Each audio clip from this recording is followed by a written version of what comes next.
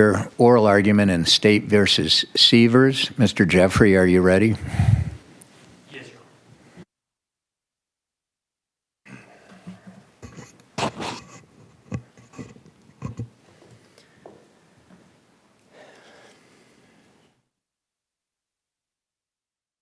May it please the court. My name is Tim Jeffrey. I'm here on behalf of the defendant appellant, Alan Robert Sievers. To frame this case was a series of decisions by the trial court which took a weak case from the state and turned it into something that really was decided wrongly. I think a review of the record in this matter will show that a lot of decisions would have swayed a jury to make an inappropriate decision based on the fact that they were provided with a lot of information that was really prejudicial against Alan.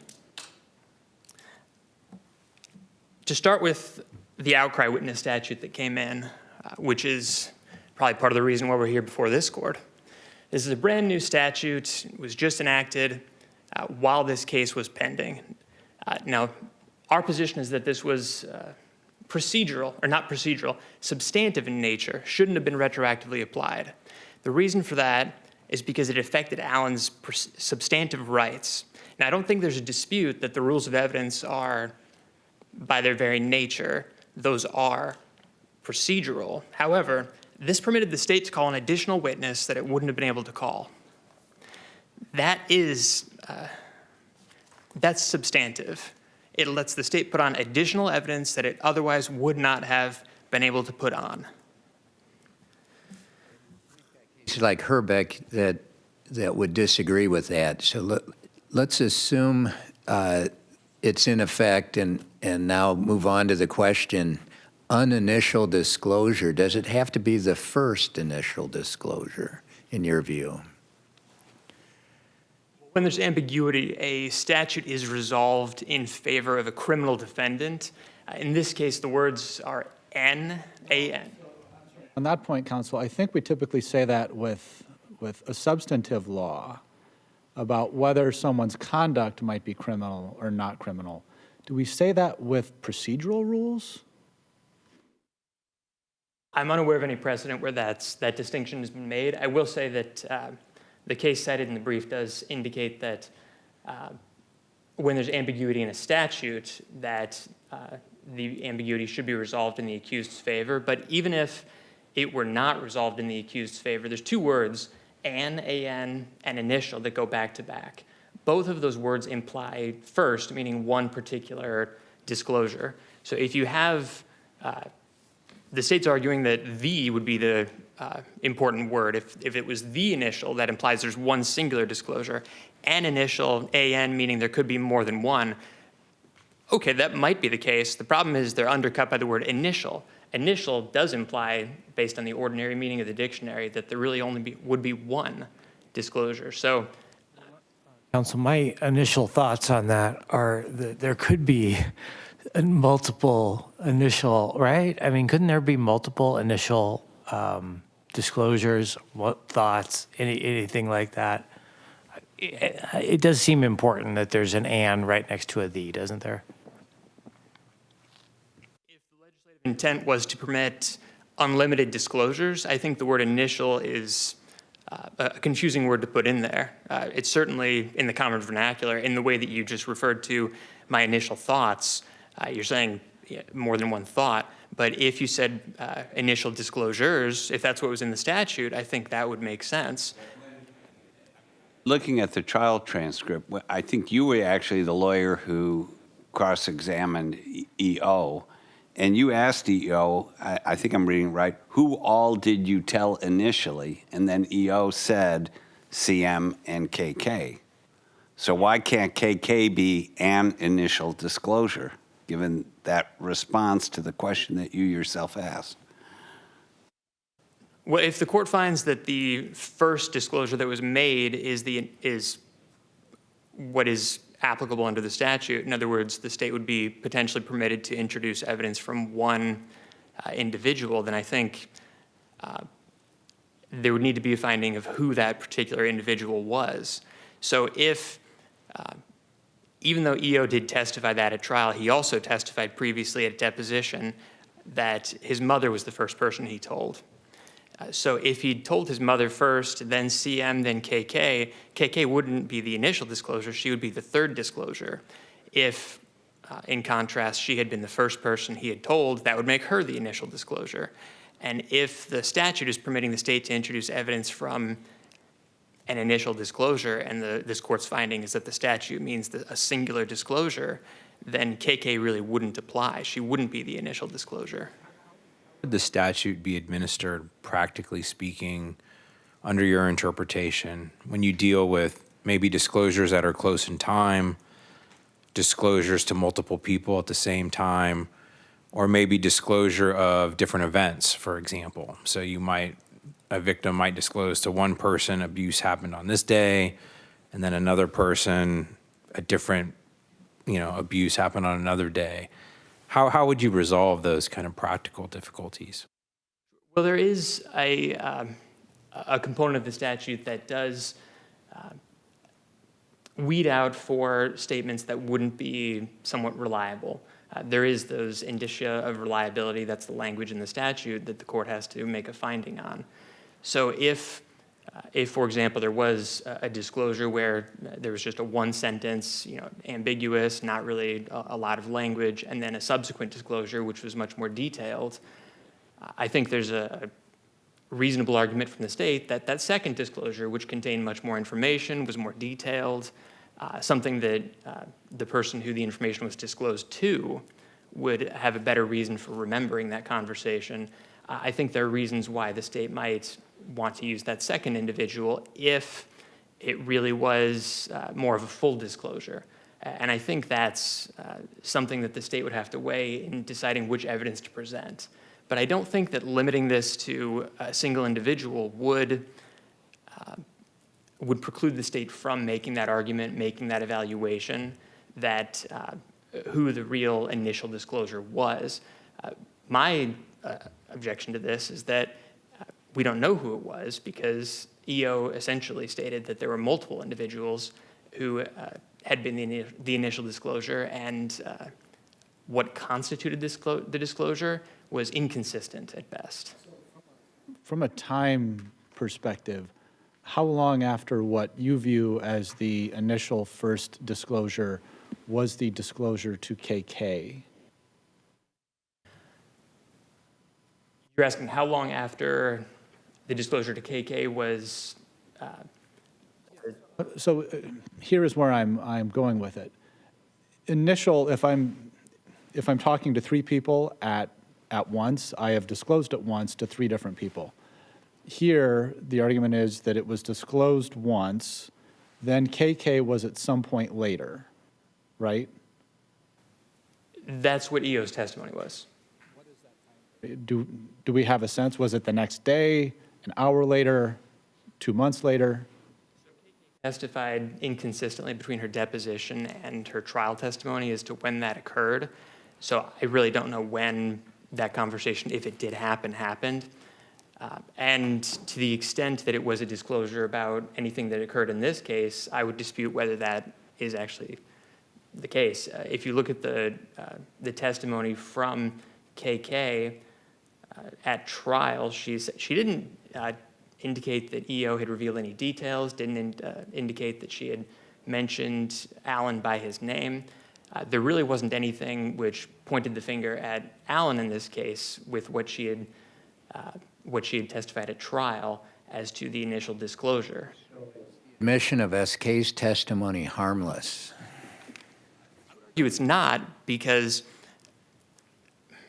one of the avenues that we looked at presenting, and this was overruled, this wasn't an issue for appeal, but something that we did look at presenting, we had a psychologist who was going to testify as to the pathways of false allegations. And the trial court did not permit that testimony, and upon review, I determined there really wasn't a sufficient record for the court to EO himself testified that he told SK, so what additional, how did it impact the jury significantly to have SK say, yeah, EO told me, especially when you didn't SK didn't say he named the defendant. So to back up a little bit, I think I need to sort of take a running start to this answer. KK didn't provide any substantive testimony about the allegations. It was really just EO indicated that he had been abused by one of his mother's former boyfriends. His mother testified at trial that the individual whom she was in a relationship with prior to Alan had children of his own, and he was court-ordered when they were living together not to have any unsupervised contact with his own children. So when KK discloses, or when this disclosure is made to KK, I don't know if that's referring to that individual. But if we were permitted, if we didn't have that hurdle of this other disclosure to leap over, then I think we can make the argument that EO may have made this up because the context of him telling his mother about this whole situation is that he was taken to the principal's office. He was in enough serious trouble that his mother had been called to the school and she'd taken away his cell phone when he was 15 years old. So there's a possibility that he would have taken that particular time to decide to make this disclosure, this false allegation against Alan. So this Outcry statute, why was it enacted? If you look at other states, the real reason why these take effect is there are situations when you have someone who is developmentally disabled or particularly young that really couldn't testify at trial as to what the allegations were, because if you ask a 5-year-old something that happened a year earlier, they're not going to remember it. It's just not the case. And so the idea is to be able to permit the state to present that evidence in those circumstances. In this case, EO was 18 at trial. I really don't think this is the case where the point of the statute is really applicable either. Evidentiary issue relating to the admission of the contact sheet? And the state's requesting the court overturn or repudiate State v. Putman on the issue of evidence for motive. Now, in this case, this contact sheet contained about 249 thumbnails of photographs and videos which were explicit in nature. I didn't use the word pornography because explicit is different. Pornography implies that these are clearly sexual in nature. There's a certain connotation to that. In this case, if you look at the contact sheet, which is part of the record, and I would encourage the court to review the entire contact sheet, because there are photographs which I think are clearly not pornographic in nature. For example, there's photographs of an individual mooning the camera out on a... As I hear you say this, then you're sort of convincing me that it was correct for the trial judge to admit the whole thing, because, you know, your characterization of them is that they were explicit but not, you know, particularly pornographic, particularly sexually suggestive. I think the state had a different view, and that indicates to me that the jury needed to see the photographs to see, you know, whether this photo of RD, assuming that was relevant, in what context it was. So I think I understand your question on that. The trial court did not permit, because these two cases were severed, the photograph of RD, which was, there's one side that's going to argue it was an innocent photograph of a child mooning the camera, and there's the other side arguing that it was an explicit photo. To give sort of an analogy to that, and defense was not permitted to elicit any testimony or any argument about the context of how the photograph was taken. A lot of people take photographs of their own children taking a bath.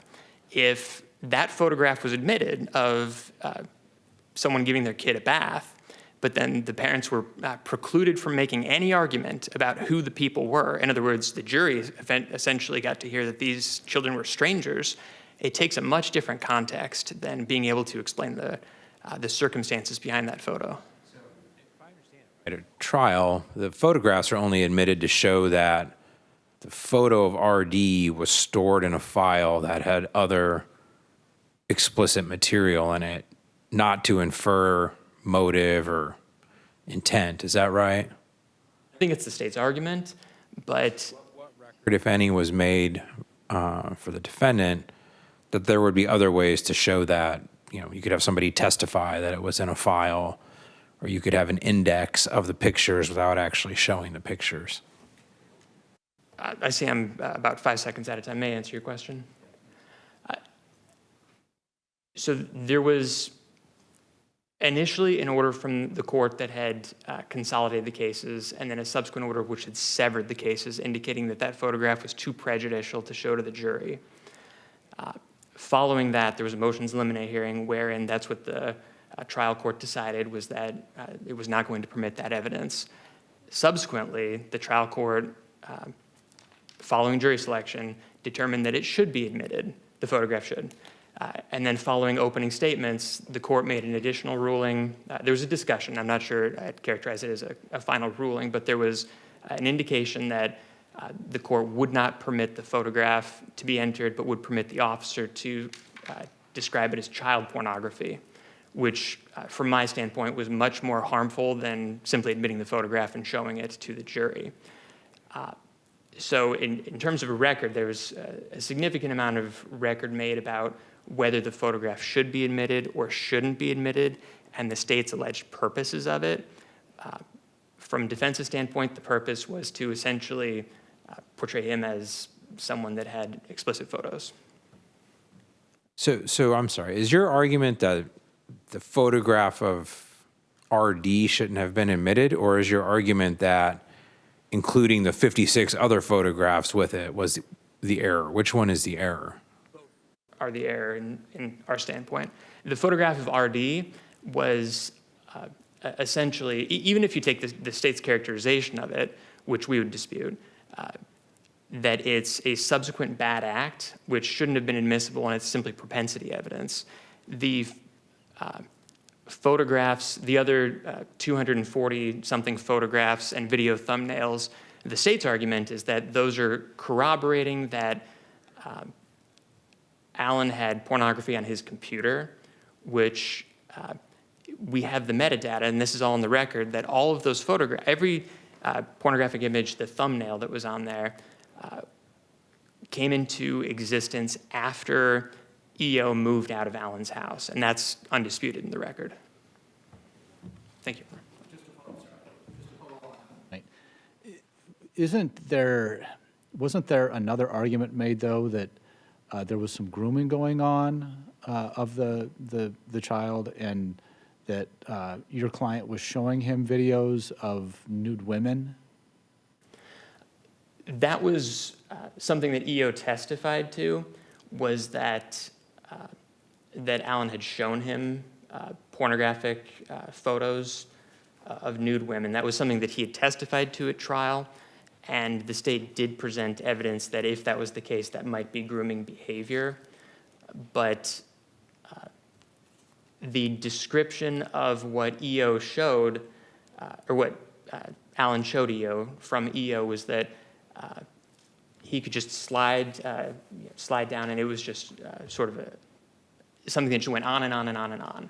And that really doesn't match the description of what was found on Allen's computer, which was essentially homemade of him, his fiancée at the time, and some other individuals that he knew personally. Thank you.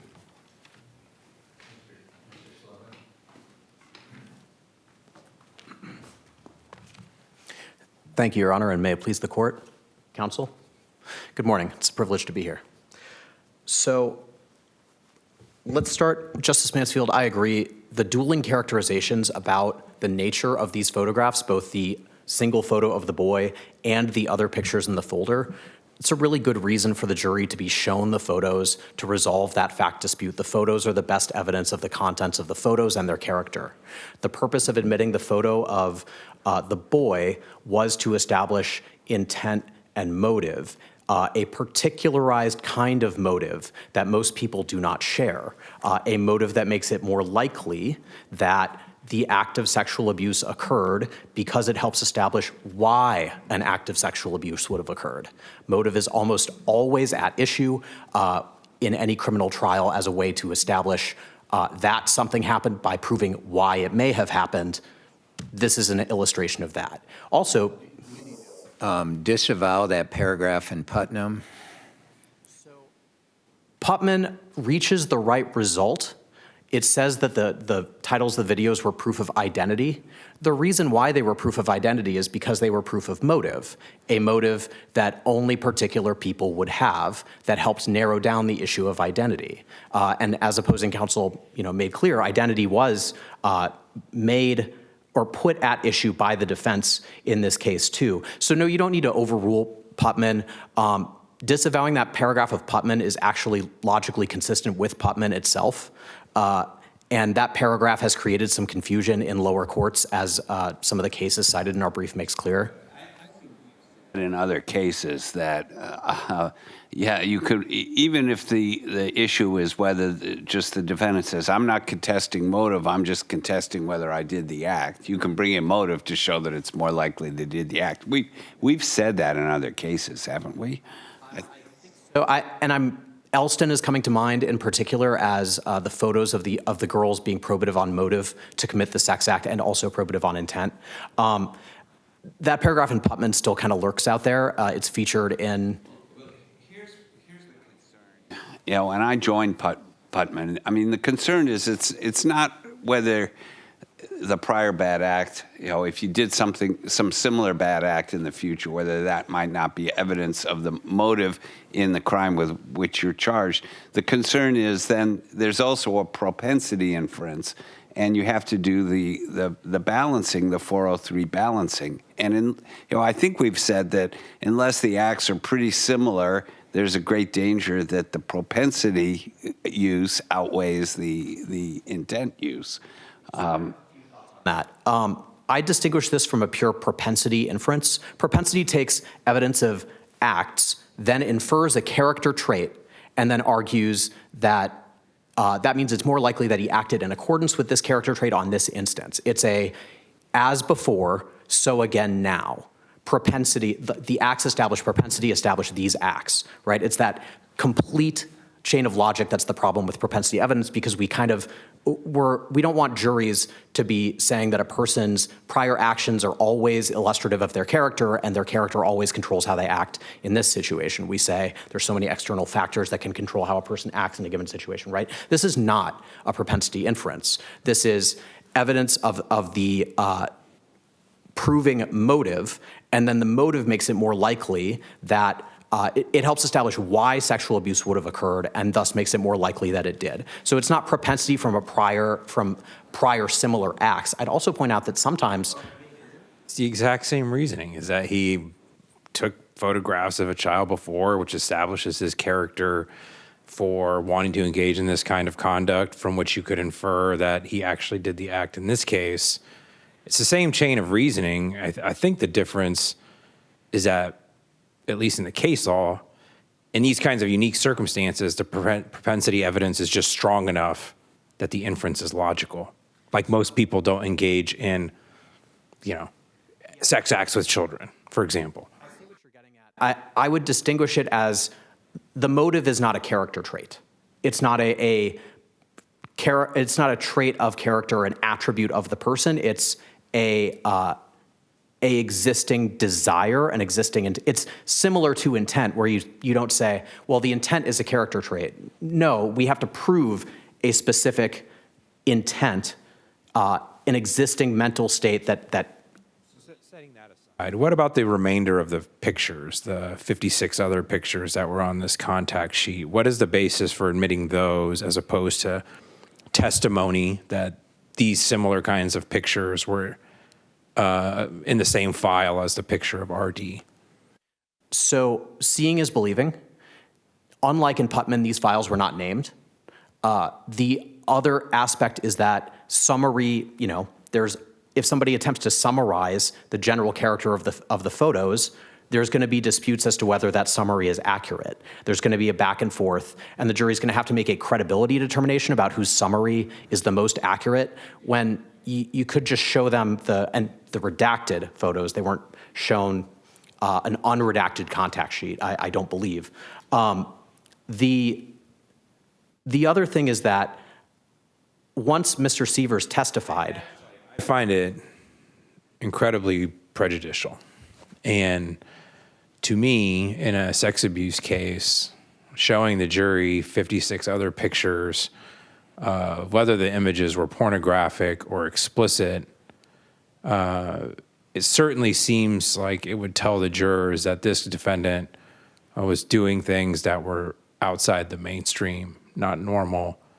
I find that to be a little bit troubling. That, I mean, from what we know, at least, these were consensual acts. The pictures of the adults were all taken. They were all adults other than this one picture of RD. So you're using kind of lawful conduct, pictures of lawful conduct, and just throwing them in front of a jury. I find that a little problematic. And this is something a court considers, and I think the trial court did consider in 403 balancing, right? The probative value is that it shows the nature, it establishes why possession of that photo of the boy is proof of motive to commit the sexual, and proof of intent also. Agree, Mr. Sloven, that if we didn't have the RD photo, that the other photos probably shouldn't come in. Wouldn't have. I think that in that instance, it would have been fine to just have a simple summary testimony, like there was a folder of pornographic images. That testimony would be all you would need to corroborate. Concern that we have is, I mean, people say we live in an ivory tower, but maybe we don't, is that in these cases, when there's a charge of child sexual abuse, there's often then a search warrant for the defendant's computer, and they look for things on the computer. And, you know, to just let anything in that doesn't bear a resemblance to the act that's charged would be pretty troubling. The photos here are specifically relevant to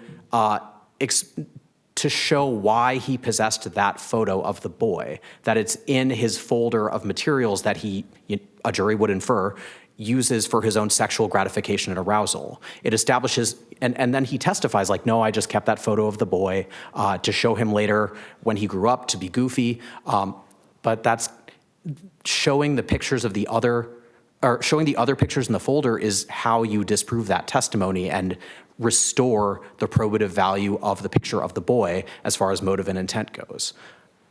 So I think that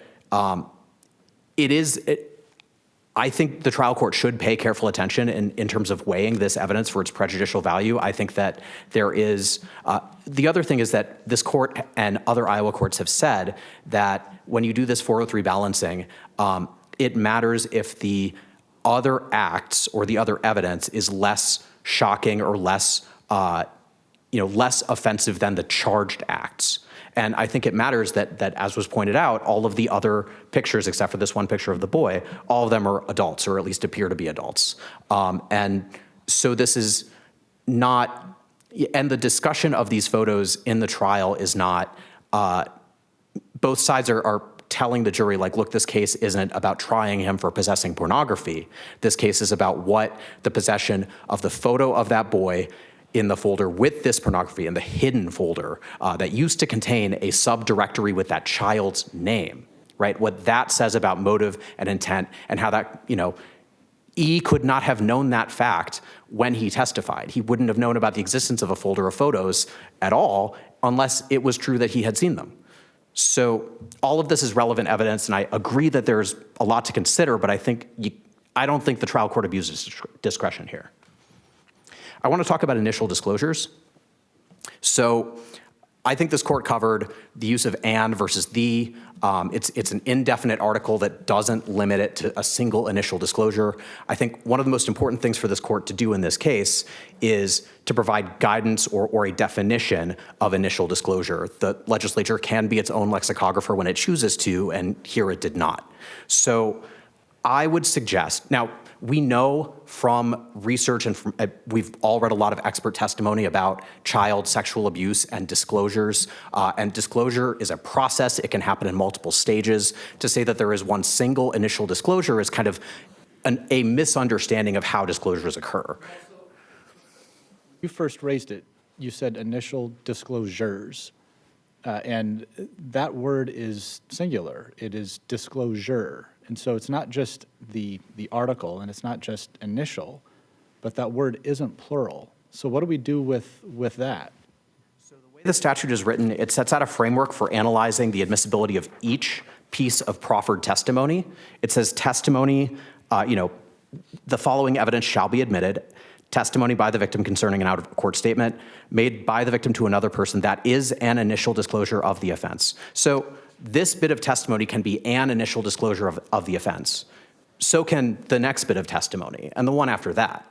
This is a framework that is applied for each proffered bit of evidence. And yes, it's singular in its application each time because you're analyzing a single piece of evidence each time to rule on its admissibility. The article distinction very helpful or useful. I mean, isn't the issue about what initial means, regardless of the article in front of it? Here's where I actually agree with opposing counsel. I think that that word has to mean some limitation. We don't have a statute like Illinois or California or Georgia that admits any prior statement describing sexual abuse. However, this limitation does not go as far as Texas's that says the statement about the offense or the first statement, right? So what are we going to draw? You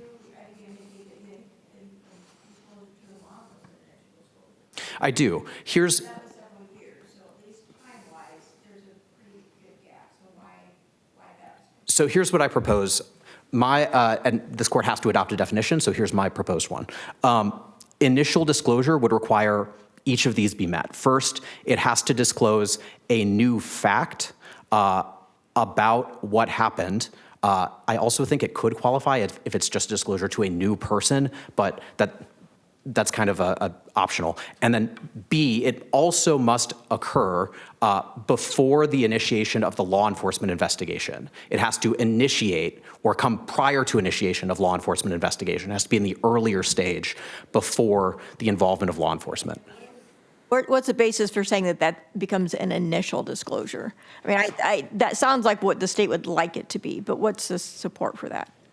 The support is in the way that initial disclosure is used as a term, the way that experts in the field talk about disclosures as being an ongoing process that, and this case is a prime example, right? He says that his mom didn't understand what he meant when he said that Sievers was being mean to me.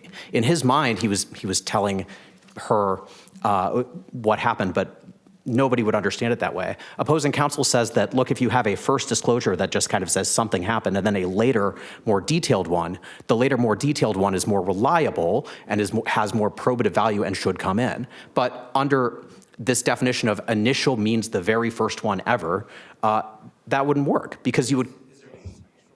Is there any evidence in the text of the statute that it contemplates multiple initial disclosures? And when I look at it, if you read the text of the statute, it talks about the name, singular, of the witness, singular, of the statement, singular.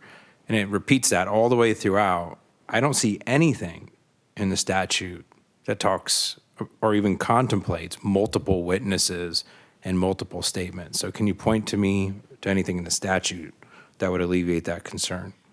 Interesting that you're right, that throughout the statute it says the statement, except in that one part that we're talking about construing here where it says an initial disclosure. It's using a definite article to refer back to, the piece of evidence being analyzed here, and it easily could have limited. But it's referring to disclosure singular. I mean, Justice May said my initial thoughts, plural. If he said my initial thought, I would think that would be singular. So if the statute says initial disclosure versus disclosures, the inference would be it's a singular event. I see I'm out of time if I can. Thank you. Be more questions. So if he had said an initial thought I had, that would clearly imply that there were more than one. the implication is very strong there that by saying an initial disclosure like contemplates that there could be more than one. It doesn't say there has to be. You're right. If I get an invitation to a party and it says, bring a spouse, that means either 1 or 0, right? I wouldn't have 2 spouses. When it says an initial disclosure, it seems to me one very easy way to read it, sort of a cleaner way than the more complicated way you're proposing, is it means either there is an initial disclosure or maybe there is no initial disclosure. Maybe, you can't figure it out. There wasn't an initial disclosure. So it's a 0 or 1 type use of the term. This in our brief in terms that sometimes the word serves a quantity limiting function when you're saying, bring me a book, you don't want 2 books. That's not how it's being used here. It's because it's describing the admissibility of testimony that is an initial disclosure of the offense, right? Now, a lot of testimony comes in at trial. We do a lot of admissibility analysis for each piece of testimony that comes in. Testimony that is an excited utterance comes in, but there can be more than one of those. I don't think the article has a quantity limiting function. That's just how grammar is structured. The quantity limiting function is you say book singular. Bring me a book versus bring me books, plural. I don't see where the article. Alerted treatise is admissible if it is a book describing, right? And you're not saying there can only be one. You're describing the conditions for its admissibility, and you apply that to each of them that comes in. Now, the interesting thing is that it says an initial disclosure of the offense, right? In the very same clause, it could have used the same. At least. The second, so the 2A says an initial disclosure of the offense. 2B is broader, you're right, an initial disclosure of an offense charge or a sexual offense against the victim. Now, this is also interesting because it shows a deliberate choice in drafting between these 2 subsections, between an and the, that the legislature is very clearly delineating where there is a singular offense in 2A, and you can have statements about more than one offense, a offense, in 2B. Do we need to decide whether the state could put on multiple witnesses about testifying about it, disclosures to them? Because this only involves KK, so we can put that off for another day. We just need to decide, does it have to be the very first person told?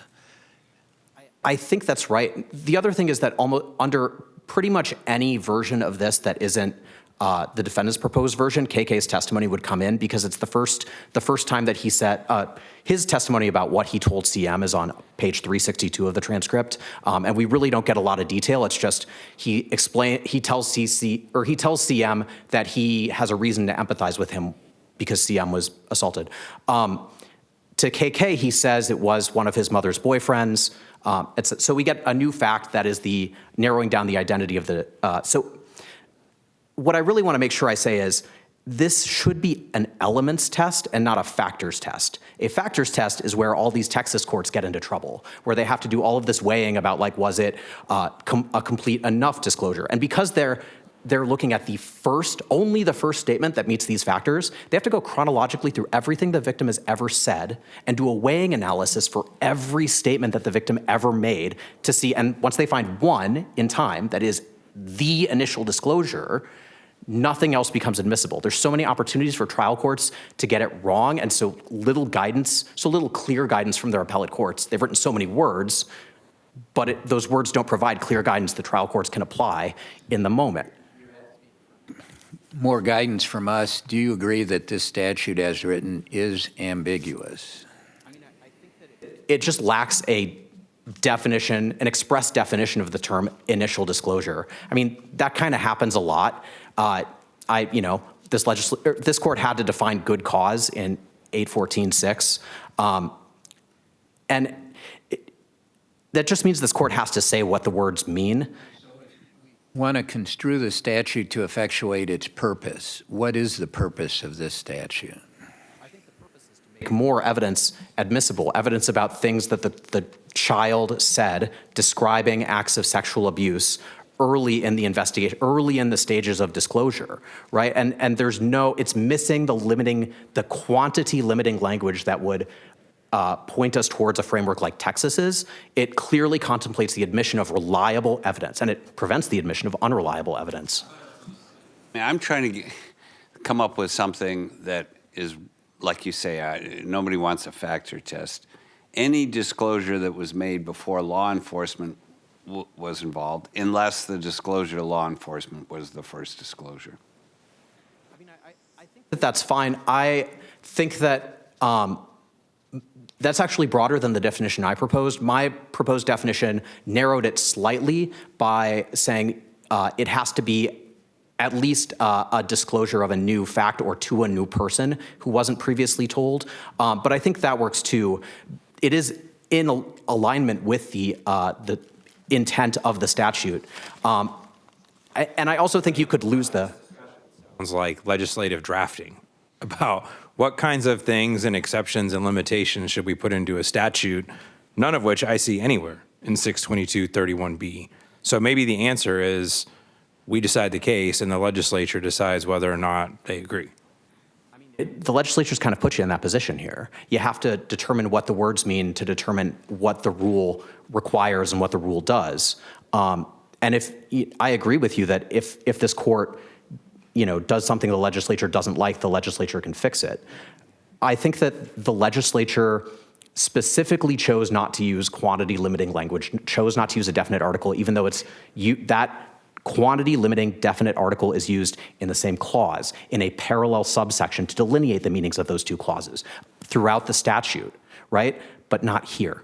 And I think that speaks to a clear legislative intent to allow, these probative when this disclosure happens in stages, in those initial phases of, of the disclosure. From the court. Thank you, Mr. Sloven. We went almost 8 minutes over. We'll be liberal in allowing you more time, Mr. Jeffrey. You don't need to use it all.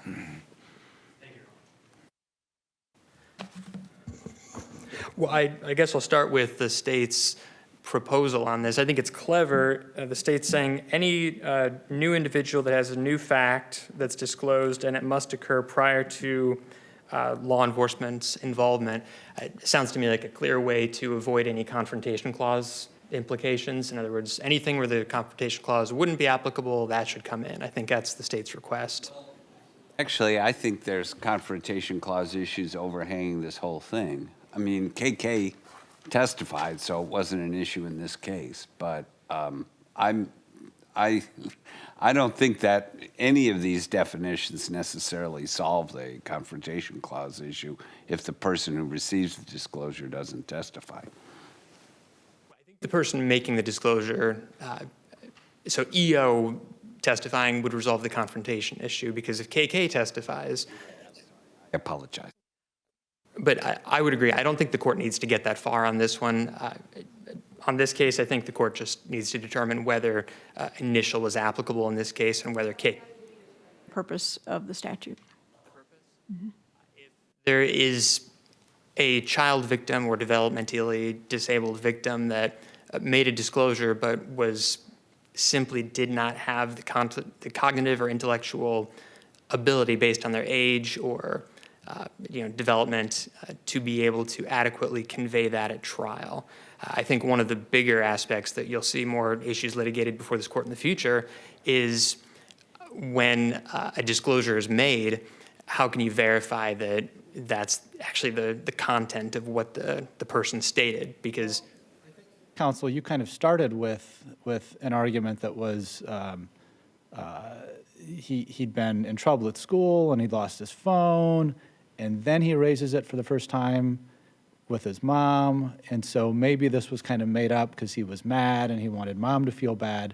I mean, doesn't this kind of get to that point where it shows that this isn't the first time that he actually raised it? I mean, doesn't it have a purpose even with someone of his age here? I take your point on that. I wouldn't dispute that it shows that he's raised an issue in the past.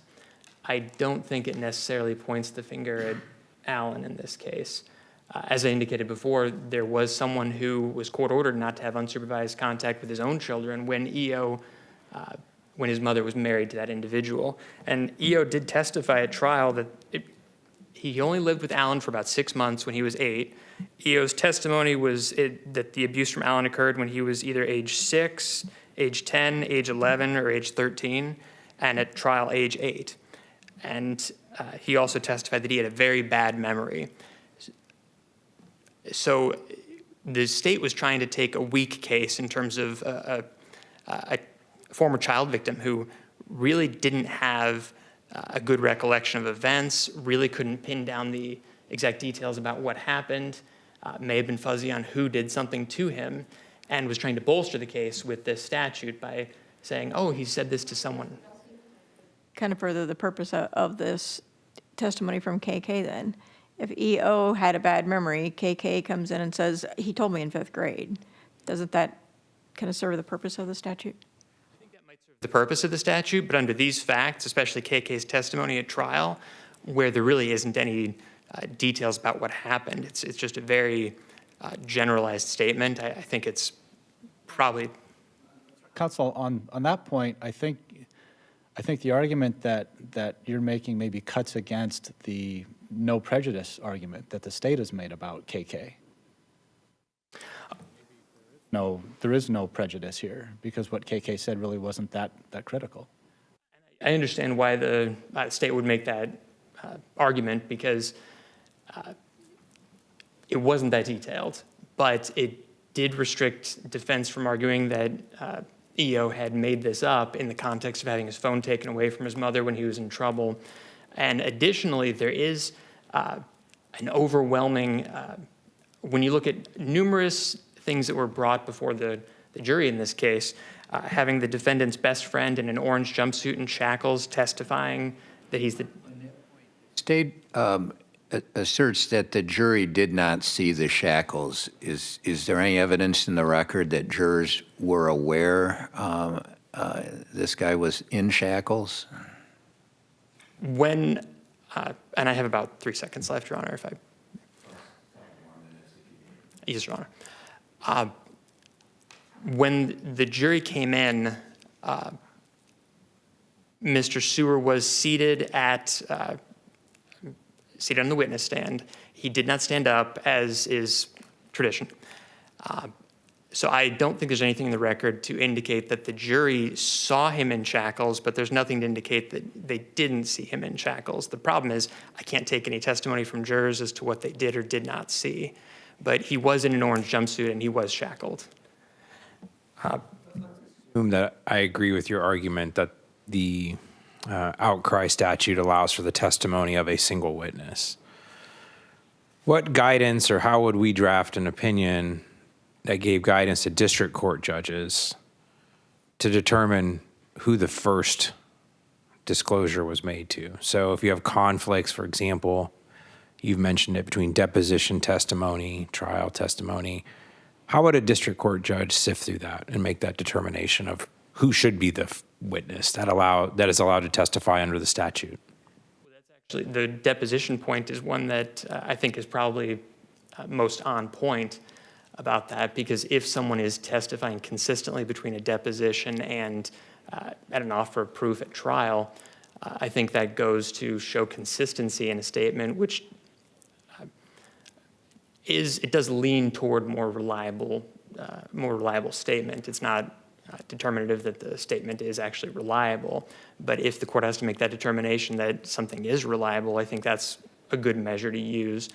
I think the court doesn't need to necessarily instruct trial courts in this case as to what necessarily should be done. I think the court simply needs to indicate that there needs to be a clearer record as to what constituted the first disclosure, that in this case there was inconsistent testimony about what was the first disclosure, and when there are 3 potential initial disclosures that the complaining witness testifies to, and it's not clear which one was first, then that's just not sufficient under this statute.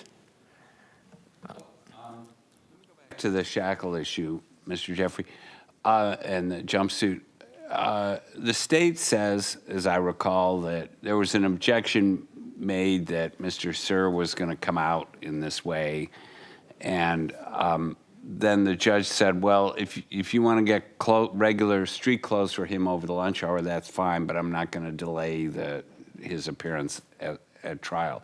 And then there was no objection registered after lunch when he was actually on the stand. Is that correct? Accurate, Your Honor. I made an oral motion at about 12:15 after the jury had left the room that my suspicion was the prosecutor was going to ask Mr. Sewer in an orange jumpsuit and shackles if he was the defendant's best friend and requested civilian clothing. The court indicated it was not going to hold up the time and that if we could get clothing there by 1 o'clock, that they would permit that potentially. But based on the amount of time that we had, we really didn't have time to go get him clothing at that point. The state did call Mr. Sewer as a witness. Defense had not planned on it. I think the state, based on its awareness that it might call someone who was in custody for driving while barred, nothing in relation to this case, I think the state should have been prepared for that. And based on the presumption of innocence that Alan was entitled to, it's the state's burden to ensure that he gets a fair trial. They should have had him in civilian clothing. Troubled by the practice, but I just want to understand what the record was. Thanks. I see no other questions from my colleagues, so this case, State v. Sievers, is now submitted. Thank you, Your Honor.